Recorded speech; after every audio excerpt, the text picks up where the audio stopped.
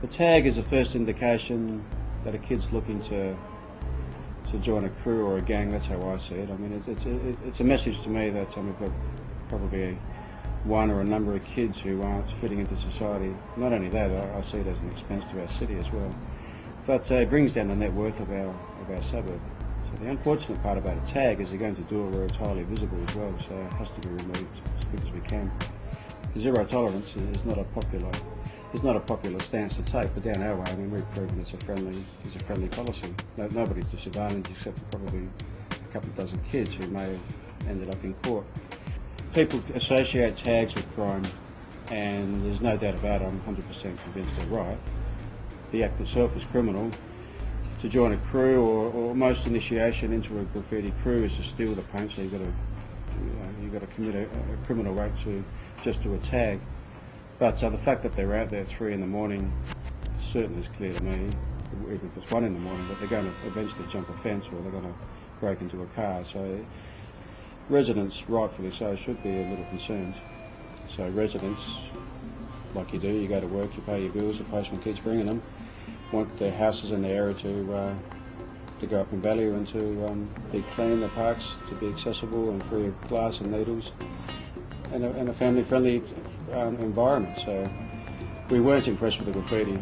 The graffiti was sending out a message that our area is not the place to live, and we banded together to ask what could be done.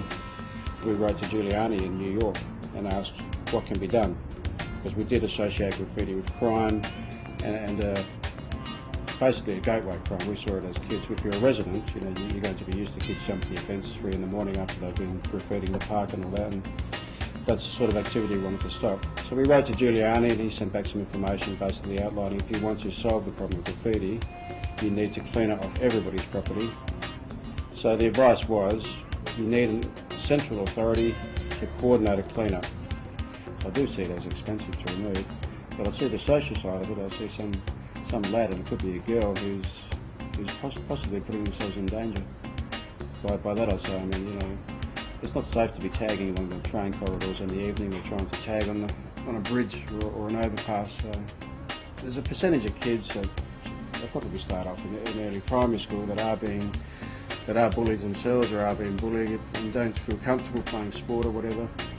So they drop out of mainstream society and want to join a like-minded crew or a gang or other kids that are, you know, who are struggling themselves. So the way these kids need to be invited to join a graffiti gang, for instance, is through their tag. So they've got a graffiti, probably 100 houses to get recognised. The problem is once they join a crew, they then graduate into other crime, and that's where we saw the issue. I admit that it's a skill, but if you look into it, it's not that hard to put the cap on top of the can. I mean, the paint is flying out, so it's not a difficult skill to master. I think it's a very selfish act. You know, it's possibly a cry for help. You know, look, it can cost hundreds of dollars to remove a tag, and we all work hard for our money, and the last thing I want to do is spend my weekends repainting out my fence. Thank you very much, just so it'll come back again. The difference between art and vandalism is permission. Basically, we have zero tolerance to graffiti art here. I mean, I understand there about people claiming a space or, you know, trying to have their tag higher than somebody else's. So it's about sort of ownership of space on the part of the taggers or whatever. People have said to me, oh, look, you know, they're unsightly or they're messy or, you know, yes, they're damaging my property. So I guess people don't like them for those reasons.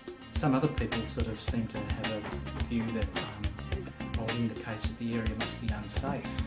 Now, if something that makes people feel unsafe, well, we need to take that into account. Well, I don't know that you can ever prevent things. I mean, you can try with prohibitionist type approaches or, you know, zero tolerance type approaches, but I don't know that they will actually achieve the outcome that their proponents say that they will achieve. I think what you can do, however, is you can try and work with people to improve their artistic skills in design and execution, and look to divert or direct them towards, you know, the more high-end stuff. And you know, and in that way, I guess there is more of a contribution to, you know, to the community, and perhaps a lessening of, you know, of stuff that people tend to perceive as more just damage to property or causing fear. I don't know whether it's adequately dealt with or not. I mean, there certainly would be people who'd say that it's not dealt with at all. And people who would be calling for, sort of a prohibitionist approach. There are probably other people who are completely relaxed about it, and then most people are probably somewhere in the middle. Some of the work is well designed and well executed street art, wouldn't be out of place in a gallery. Other stuff has nowhere near the level of design or execution skills on show. There's one on the front of my house now. I haven't removed it. I guess I'm happy that the whole of the front of the house is not covered. I don't feel anything particularly great about people who get texture and scribble. From my point of view, I see a vast difference between different types of things that other people simply lump together as being all graffiti. I'm not sure whether the policy deals adequately with that vast range of different types and styles of graffiti. Tagging, as years and years, I've always kind of been scribbling on stuff, even since I was a kid on walls at home. What got me into it? I don't know. I've just always drawn on stuff, and then it wasn't until probably the end of school I started going out and scribbling on stuff, but I don't know what got me into it. I think it was actually a kid at my high school that was a year younger than me that was really good, and he lived in my neighbourhood, and he kind of inspired me. There's a lot of work that goes into tags, people might not think so, but a lot of tags I realise look like a scribble, but people, kids will sit down for hours on end just practising their tags, getting every letter right and flowing, and a really good tag is really, really nice to look at. If there was none in the city, it would be pretty boring. I don't know what I'd look at. I totally understand how public find tags offensive, because a lot of it is in pretty offensive places. People see it as real visual pollution, but I think there's a lot more stuff in Melbourne that you could focus on as being visual pollution than graffiti.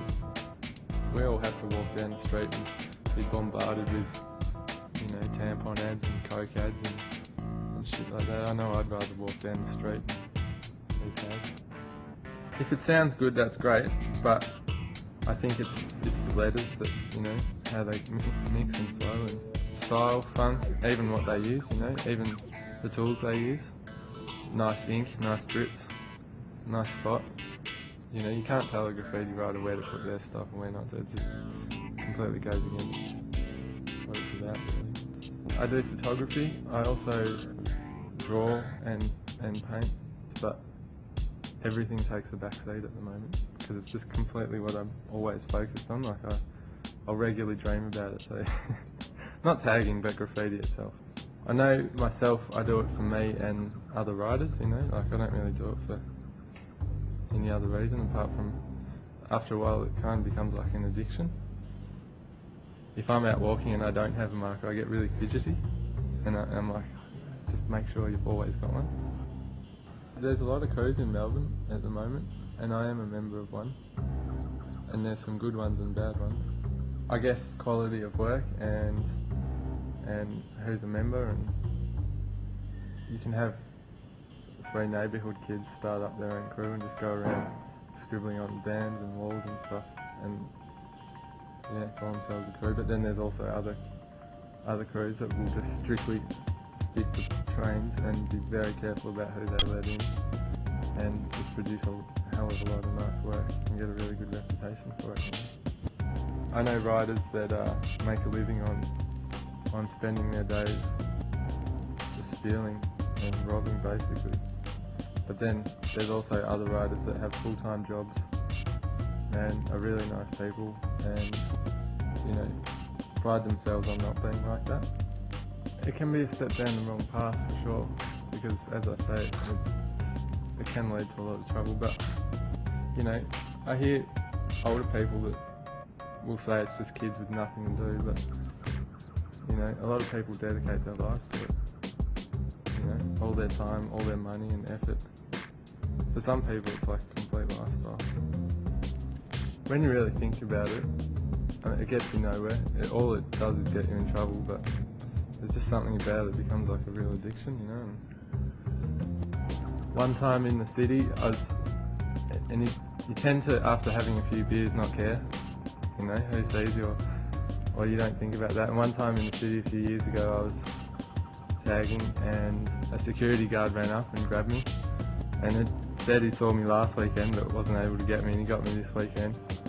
Dragged me into the the building site and handcuffed me to a forklift and was threatening me, and I thought that was it. I thought he was going to, get violent. But I kind of just managed to talk my way out of it and promised to never do it. And he was like, "I've seen you, man. You're talented, you know." And he's like, "You should you should do this, legally and stuff." And I just told him what he wanted to hear, basically. And he got on his radio and called the police. So I just, begged him not to call the police. And he eventually let me go.